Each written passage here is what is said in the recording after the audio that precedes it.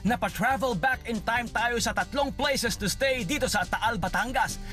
Casa Conchita, Villa Severina Bed and Breakfast, Paradores del Castillo. Final verdict, ilatag na. Ang una nating huhusgahan, Casa Conchita. Ang ating criteria, wow factor, facilities and amenities, value for money. Pop or flop ba ang wow factor? Pop, of course.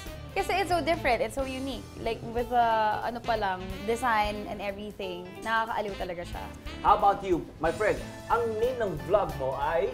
Faith Yoko Artelier.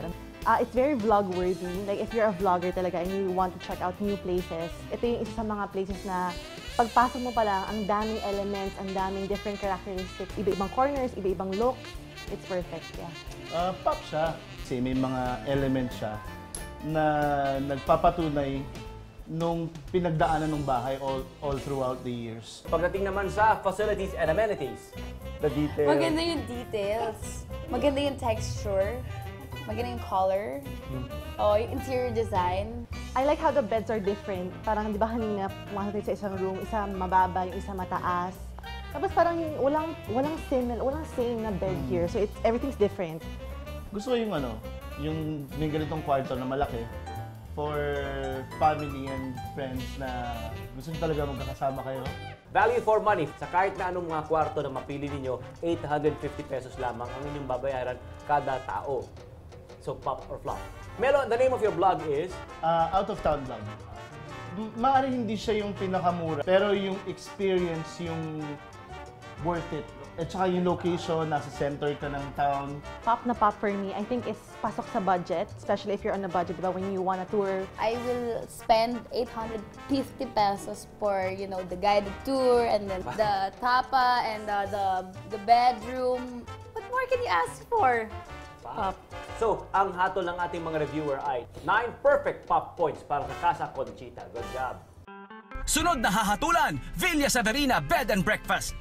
Para sa mga grupo dyan o mga pamilya na naghahanap ng mapupuntahan para syempre makapag-quick staycation o kaya magbakasyon ng matagalan sa Taal, Batangas, ito ang ating offer para sa inyo. Wow factor. Wow talaga siya sa akin. I really like the design. Maybe it's because of the modern touch. Pop. Wow factor is pop na pop for me. Favorite ko is the biggest one, the Martinique. I just love the mirror, the painting sa ceiling, para pagising mo, wow. Ganun. Pop sa akin yung idea talaga na yung isang lumang bahay kino-convert. Una, nasa-save mo, nasa-salvage mo yung bahay. More than anything, nasa-salvage mo rin yung history, yung legacy. Pagdating naman sa facilities and amenities, my friend. Of course, pop na pop. At home ako.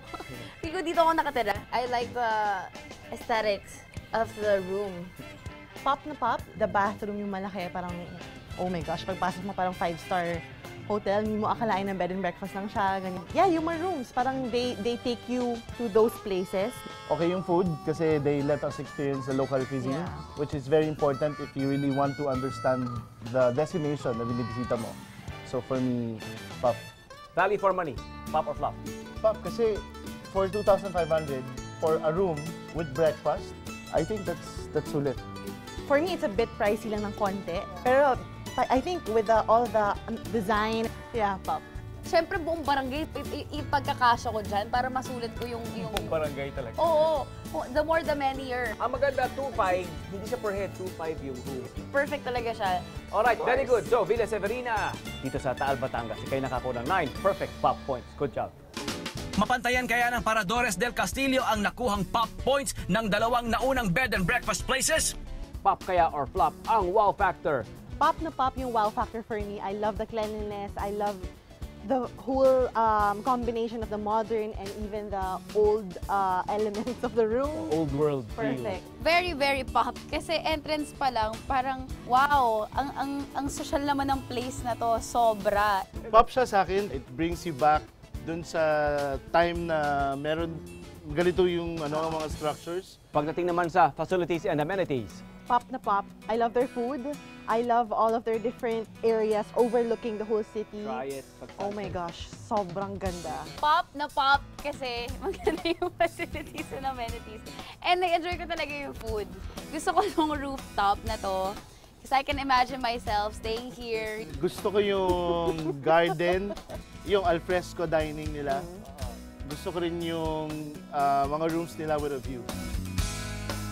Value for money, pop or flop? Super pop, perfect for big families, couples. If, for example, you see it online and you haven't seen the rooms in person, parang, ay, ang mahal. But once you see the whole place, you'll know na it's worth it. Pop yung kasi yung amenities nila, best in class and comparable na rin dun sa mga 4-star hotels. Pasok. I mean, sulit. And may I add, sobrang bait ng staff, by the way. They're very accommodating, very hospitable. And yeah, overall experience, very good.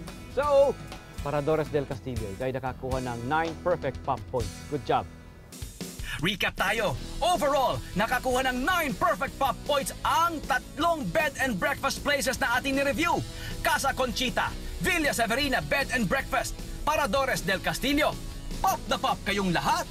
So, tanong sa ating mga reviewer, sa tatlong mga B&B places na inyong nasubukan, kung kayo pipiliin, ano ang inyong babalikan? Babalik ako sa Paradores del Castillo. Paradores del Castillo is the winner for me. Paradores del Castillo. You, how about you?